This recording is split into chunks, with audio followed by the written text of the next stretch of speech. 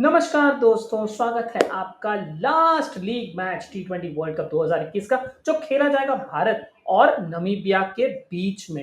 अगर आप ये वाले मैच के बारे में बात करें कि जब तक ये रिकॉर्ड हो गया रहेगा और आप ये रिकॉर्डिंग देख रहे होंगे तब तक आपको पता चल गया रहेगा कि क्या भारत इस वर्ल्ड कप में बना हुआ है या नहीं है।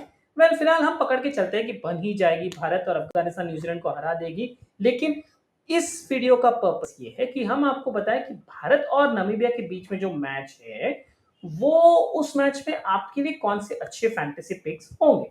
सबसे पहले तो पिच रिपोर्ट बता दी जाएगी, दुबई में है ये मैच, तो किस तरह की कॉम्बिनेशन आपको चूज करनी चाहिए, फिर कौन होंगे आपके कैप्टन और वाइस कैप्टन पिक्स, और अंत में किस तरह की इन्वेस्टमेंट स्ट्रैटेजी आपके लिए बेनिफिशियल होगी।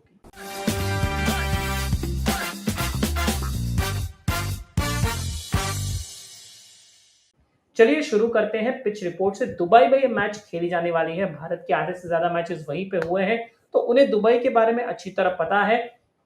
सबसे अहम बात यह है कि टॉस यहां पे जीतना ज्यादा जरूरी है, लेकिन क्योंकि नमीबिया है और भारत के बीच वाला मैच है, तो आप टॉस को इतना ना देखें, क्योंकि अगर भारत पहले भी बल्लेबाजी करती है तो भी 200 का आंकड़ा पहुंचने की काबिलियत रखती है, और अगर दूसरी बल्लेबाजी करती है तभी तो आपने देखा ही है कि छोटी टीमों को 90 और 100 के स्कोर पर आउट करने की क्षमता तो रखती ही है। आप टीम इस प्रकार से बनाएं कि आप भारत से ज्यादा प्लेयर्स लें। अगर भारत पहले गेंदबाजी कर रही है तो बॉलिंग फ्रेंडली टीम बना ले और भारत से ज्यादा बॉलर्स ले और सिर्फ ओपनर्स या टॉप 3 बैट्समैन ले ले। और अगर भारत पहले बल्लेबाजी करता है तब भी आप चाहे तो 3 बैट्समैन ले और उसमें से नीचे आकर हार्दिक पांड्या या फिर ऋषभ पंत को तक आकर आप सीमित रखें, क्योंकि बहुत ज्यादा बॉलर्स और बैट्समैन लेने की भी कोई जरूरत नहीं है। तो ये आ गए, तो यहाँ पर अगर विकेट कीपर की बात करें तो जेन ग्रीन एक ऑप्शन जरूर है, लेकिन मैं आपको ये एडवाइस नहीं करूंगा। आप डेफिनेटली ऋषभ पंत के साथ चले जाएं, क्योंकि ऋषभ पंत फिर भी आप देख कर सकते हैं। आप जेन ग्रीन के साथ तभी जाएं अगर नमीबिया जो है पहले बल्लेबाजी कर रही हो। अगर भारत पहले बल्लेबाजी कर रही है तो आप बिंदास ऋषभ पंत के साथ चले जाएं, क्योंकि इन्हें इनके ब्लॉक्स देख ये मत सोचना कि ये फॉर्म में नहीं है। इन्हें बल्लेबाजी के मौके नहीं मिले हैं, क्योंकि आधे से ज्यादा काम गेंदबाजों ने कर दिया है और ऊपर के टॉप 2 बैट्समैन ने कर दिया है। ये हो गए हमारे विकेट कीपर बैट्समैन।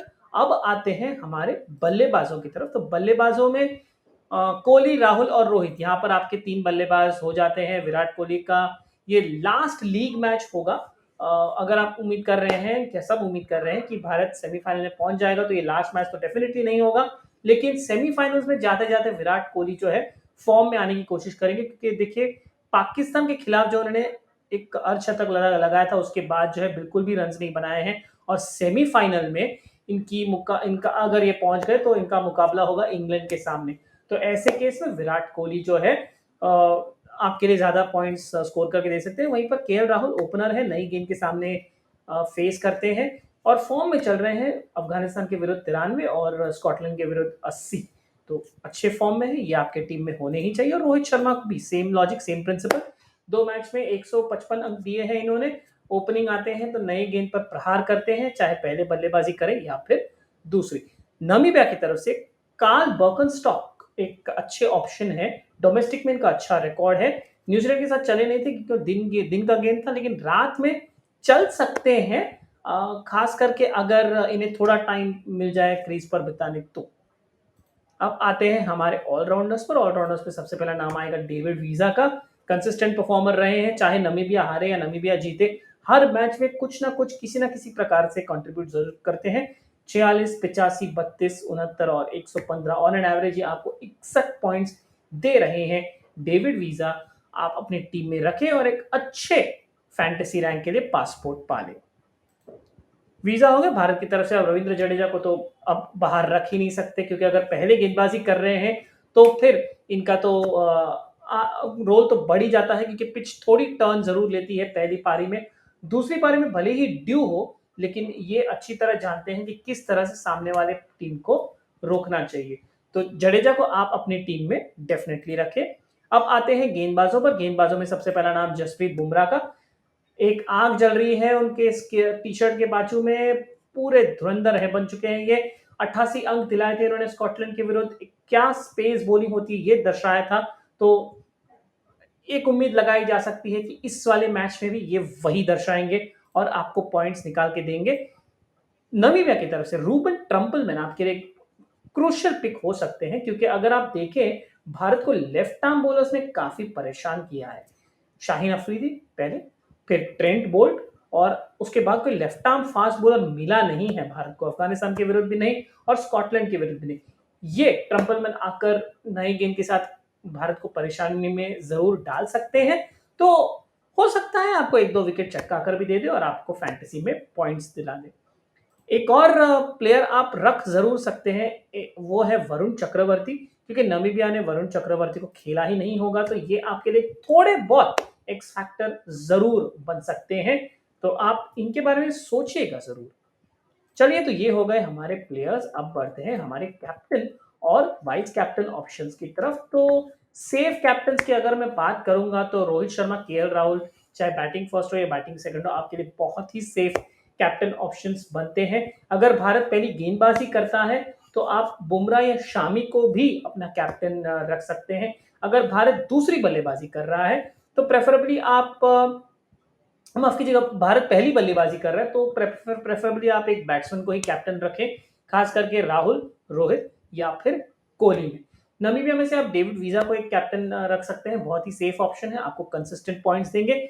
गरार्ड एरास्मस वो भी एक अच्छे ऑप्शन है, आपके लिए पॉइंट्स चला के दे सकते हैं। तो ये थोड़े ऑप्शंस हैं जहां पर आपकी रिस्क स्ट्रैटेजी और बजट पर डिपेंड करेगी।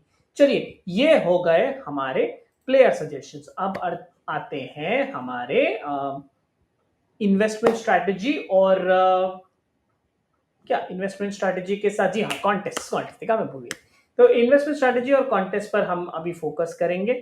तो इन्वेस्टमेंट स्ट्रैटेजी मैं तो कहूंगा लो टू मीडियम ही रखें आप इन्वेस्टमेंट स्ट्रैटेजी।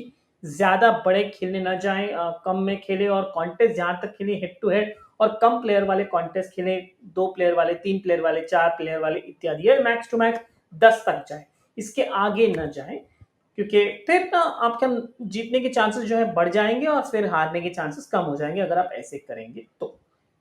दूसरी बात, कॉन्टेस्ट आप किसी भी मैच के मैच सेंटर में जाइए, फैंटेसी गली में आप वहां पर कॉन्टेस्ट पे क्लिक करिए। कॉन्टेस्ट में आपको फैंटासिंग डेफिनेटली मिलेंगे। आप फैंटासिंग को यहाँ से वहां, वहां से यहाँ स्क्रॉल करते रहिए। स्क्रॉल करते करते उनका रंग भी बदलेगा, बदलते रंग के साथ आपके लेफ्ट साइड में यहाँ आपको कॉन्टेस्ट नजर आएंगे, बदलते कॉन्टेस्ट। वही राइट साइड में आपको अप्रोक्सीमेट कमाई भी दर्शाई जाएगी।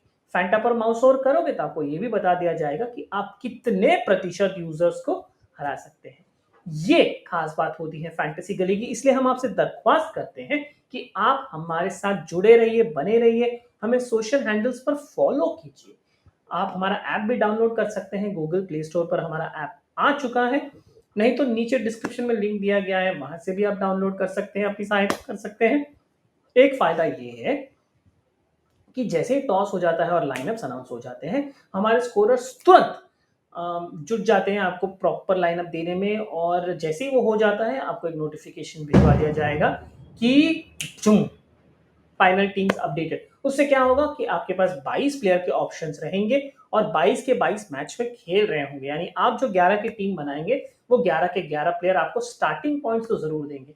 अगर आप टॉस के पहले आते हैं तो फिर आपको ये नुकसान हो सकता है कि आप 44 या 50 प्लेयर में से चूज करेंगे, और इसकी क्या गारंटी है कि जो प्लेयर्स आप चूज करेंगे वो खेल भी रहे हो या नहीं। इसीलिए टॉस के बाद आना, आपको 10 टीम कॉम्बिनेशंस के ऑप्शंस मिलेंगे। जी हाँ, 10, जैसे कि low risk strategy, medium risk, grand league वाली team, batting focus, bowling focus, वगैरह वगैरह।